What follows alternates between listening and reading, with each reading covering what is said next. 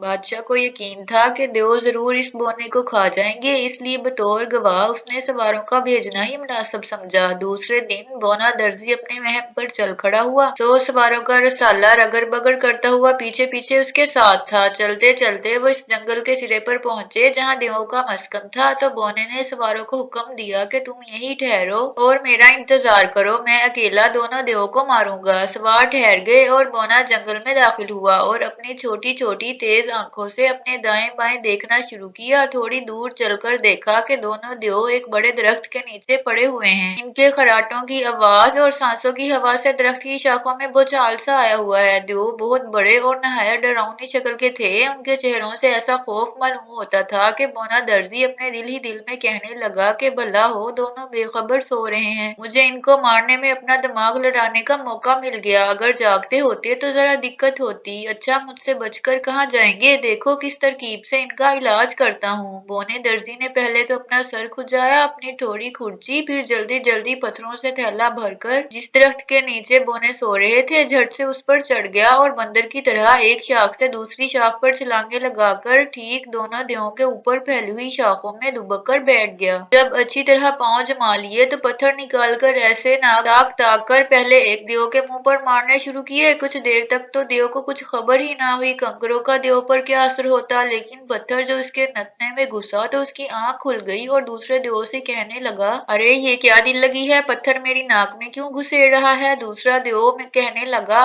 मैं ऐसी दिल लगी करने वाले पर लानत भेजता हूँ, मैं क्यों तेरी नाक में पत्थर घुसेड़ने लगा। ख्वाब देखा होगा। 2-4 मिनट चीख चीख कर फिर दोनों सो गए और खराटे लेने लगे। अब बोने दर्जी ने दूसरे देव पर पथराव शुरू किया और एक जरा बड़ा सा पत्थर ऐसा निशाना बांध कर फेंका कि उसकी आंख पर पड़ा। देव घबरा उठ बैठा और बोला, इस शरारत के क्या मानी, तूने मुझे पत्थर क्यों मारा, अभी जो मेरी आंख फूट जाती। दूसरा देव चिल्ला कर बोला, पागल तो नहीं हो गया, तुम्हारे बराबर तो सो रहा हूँ, ये खूब रही, मेरा क्या दिमाग चल गया है जो पत्थर मारूंगा। इस मर्तबा और जरा देर तक तू मैं होती रही। जब दोनों झगड़ते झगड़ते थक गए तो दोनों ने आंखें बंद कर ली। बोना दर्जी चुपचाप शाखों के पीछे छुपे हुए सब देख रहा था। जब देव ने आंखें बंद कर ली और उनके खराटों की आवाजें आने लगी तो उसने एक दफा फिर पत्थर मारने शुरू किए। 2-4 छोटे छोटे कंकर फेंकने के बाद सबसे बड़ा एक पत्थर निकाला। एक देव का मुंह खुला हुआ था, खुदा का नाम लेकर मारा तो सीधा उसके मुंह में जाकर हलक में अटक गया। देव चिल्लाया कि ठहरो तुम बदमाश, तुम्हारी तो हंसी ठहरी और मेरी जान चली, अब मैं तुम्हें इसका मजा चुका कर रहूंगा। और गुस्से में दीवाना होकर उसने पूरी ताकत से अपने साथी को एक दरख्त पर पटक दिया। दूसरे देव को भी ताव आ गया। दोनों एक दूसरे पर झिला झिलाकर हमले करने लगे। दरख्त उखाड़ खाड़ कर एक ने दूसरे पर दे मारे। कोई 10 मिनट तक जंग का मैदान गर्म रहा और दोनों यहाँ तक लड़े कि सूखे हुए दरख्त की तरह गिर पड़े और मर गए। बोने दर्जी ने दोनों देवों को दम तोड़े देख लिया तो दरख्त से कूदकर नीचे आया और कहने लगा, मेरी दिमागी कुव्वत का करिश्मा, हल्दी लगी न फटकरी और रंग कैसा चोखा आया। मगर खैर ये हुई कि उन्होंने लड़ाई में इस दरख्त को ना उखाड़ा जिस पर मैं बैठा हुआ था। अगर वो इसे खाड़ लेते तो किसी न किसी के सर पर मुझे जरूर दे मारते। इसके बाद बोने दर्जी ने अपने पास मौजूद तलवार से दोनों देवों के जिस्मों को जख्मी किया और जंगल से बाहर निकलकर सवारों के पास आया। जोर से पुकार कर बोला, सब सवार सुन ले, काम हो गया है। दोनों देवों की मैंने लाशें डाल दी। वाकई बड़े खतरनाक देव थे, उन पर काबू पाना आसान न था। बड़ा वावेला मचाया, दरख्त उखेड़ कर मुझ पर फेंके, लेकिन मेरे साथ कहीं उनकी कारीगरी चल सकती थी जो एक बार में 7-7 को मार कर रख दे, उससे क्या बरसर आते। मेरी ललकार तो तुमने सुनी ही होगी, पैंतरे बदल बदल कर जो मारा है तो ढेर कर दिया। सवार बोले, आपको तो कोई चोट नहीं आई। दर्जी मुस्कुरा कर बोला, तौबा करो, मैंने इन्हें अपने करीब आने देता तो ना मेरा रोंगटा भी वो मैला ना कर सके। सवारों को यकीन न आया और वो आपस में खुसर फुसर करने लगे। दर्जी बोला, तुम्हारा सोचना गलत नहीं, तुमने ऐसा तमाशा कब देखा होगा, मुझ जैसा बहादुर कहानी के सिवा कहाँ होता है। आओ डरो नहीं, मुर्दों से क्या डरना, मैं तुम्हें दिखाऊं। सवार जंगल के अंदर गए तो देखा कि सचमुच देव खून में लथपथ मुर्दा पड़े हुए हैं और चारों तरफ दरख्तों का सतुराव है। यहाँ से फुर्सत पाकर बोना दर्जी बादशाह के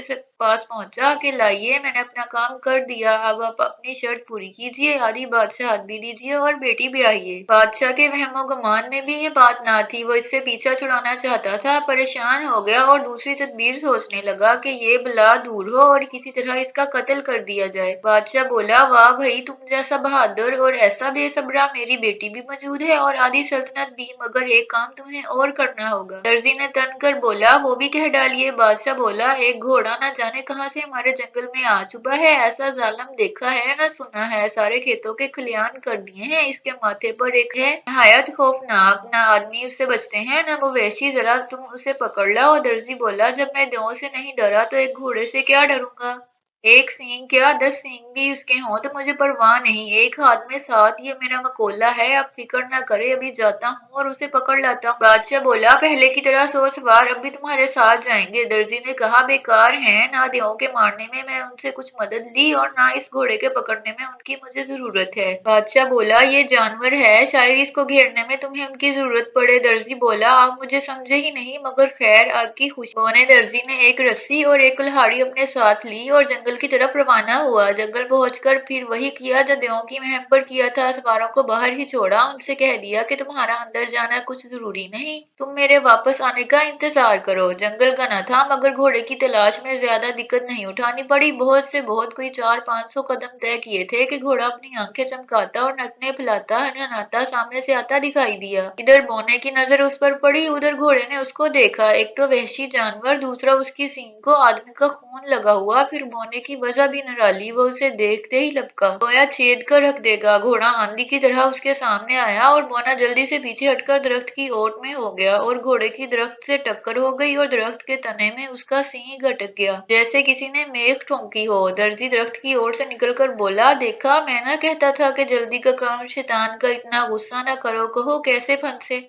अपने शाने पर थपकी देते हुए बोला, शाबाश, खूब पकड़ा। ये कहते और हंसते हुए आगे बढ़ा। रस्सी घोड़े की गर्दन में डालकर खूब मजबूत रस्सी के साथ बांध दिया। फिर कुल्हाड़ी की मदद से उसका फंसा हुआ सींग दरख्त में से निकाला। जब सब काम हो गए तो सवारों को बुलाकर कहा, लो ये अपना घोड़ा, मेरा काम पकड़ना था, मैंने पकड़ लिया। अब इसकी हिफाजत के तुम जिम्मेदार हो। बादशाह के पास ले चलो। बादशाह सलामत ने अपने घोड़े को पकड़ा हुआ देखा तो हैरान हो गए। सोचा कुछ था हुआ कुछ, लाठियां लाठियां टूट जाती, सांप नहीं मरता। दिल में बड़ा जज्बस के अजीब इंसान से पाला पड़ा है। किसी तरह इसकी मर्जी न थी कि इस जिन्नाती किस्म के आदमी को, जिसका हसब मालूम है न नसब, जिसकी न सूरत है न शक्ल, अपनी इकलौती बेटी दे। साथ ही साफ इनकार करने की हिम्मत भी नहीं पड़ती थी। खौफ था कि पलट पड़ा तो क्यामत आ जाएगी। सोचते सोचते तीसरा काम निकाला और बोला कि एक मुसीबत और हम पर नाजिल हो गई है, लगे हाथों इसे भी टाल दो। कुछ दिन से हमारे जंगलात में एक जंगली सूर आ गया है। उसने राया की जानो माल को बहुत नुकसान पहुंचाए हैं। इसे पकड़ लाओ तो फिर किसी बात का गम नहीं रहेगा। मेरे शिकारी तुम्हारे साथ रहेंगे, जिस तरह तुम चाहना उनसे काम लेना। दर्जी बोला, ठीक है, कल सुबह ही लो। अभी दिन पूरा निकला भी ना था कि बोना दर्जी सूर पकड़ने में जंगल चला गया और अपने कायदे के मुवाफिक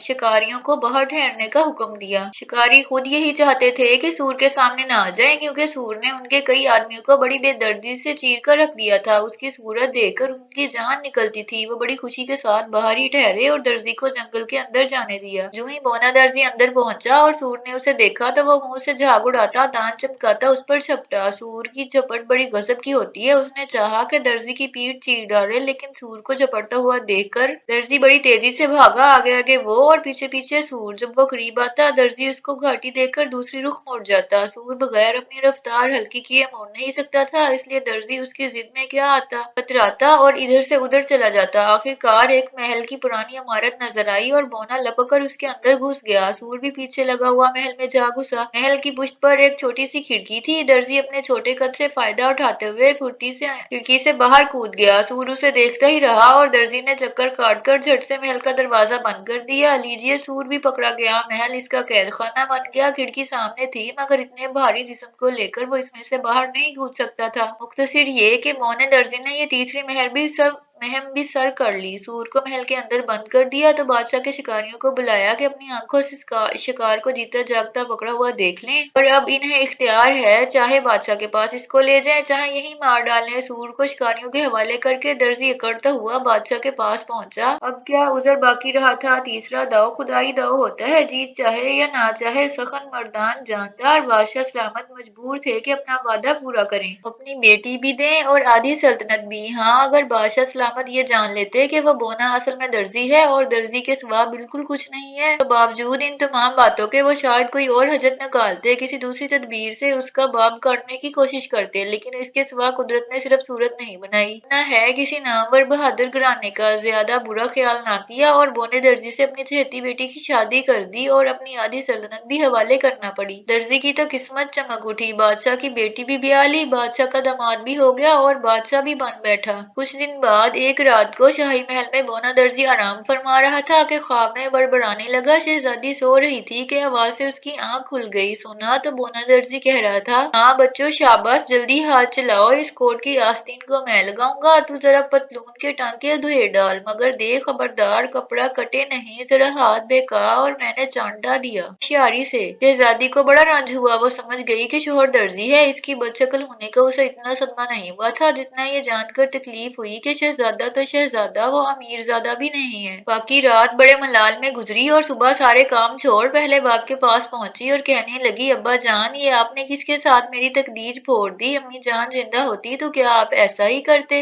बादशाह बोला, क्या हुआ? शहजादी कहने लगी, मैं पूछती हूँ कि क्या मरी हुई माँ की बेटी के साथ ऐसा ही सलूक करना चाहिए? बादशाह बोला, बात तो कहो। शहजादी ने कहा कि गरीब आदमी भी बेटी को घर का कूड़ा समझकर कूड़े पर नहीं फेंक देता। बेटी आखिर क्या बात है? शहजादी बोली, बात क्या होगी, आपने अपने खानदान को धब्बा लगा लिया, देखा न भाला, एक राह चलते के हाथ में अपनी बेटी का हाथ पकड़ा दिया। बादशाह बोला, राह चलते क्या नजीबो शरीफ नहीं होते, उसकी सूरत पर ना जाओ, अल्लाह ने जैसा बना दिया। शहजादी बोली, मगर वो तो मामूली दर्जी है, मुझ पर रात को सारी हकीकत खुल गई है, कुदरत ने धोखे की मट्टी हटा दी। और शहजादी ने सारा किस्सा बयान किया जो मोने दर्जी में ख्वाब में कहा था। बादशाह हैरान परेशान हो गया और बोला, वो बदमाश दर्जी है? शहजादी ने कहा, यकीनी तौर पर, खुद उसके जमीर ने सोने में इकरार किया। बादशाह बोला, गजब हुआ, अब्बा जान, खुदा के लिए मुझे इससे बचाइए, मैं एक दर्जी की बीवी बनकर नहीं रह सकती, दुनिया में मुंह दिखाने के काबिल नहीं रहूंगी। जब तक बात पर्दे में थी किसी को कुछ ख्याल ना था, अब पर्दा उठ गया है, करीब है कि हमें जिल्लत का मुंह देखना पड़े, जो सुनेगा क्या कहेगा। ये सुनकर बादशाह के हवास जाते रहे, एक नई फिक्र उसके दामन घेर हुई।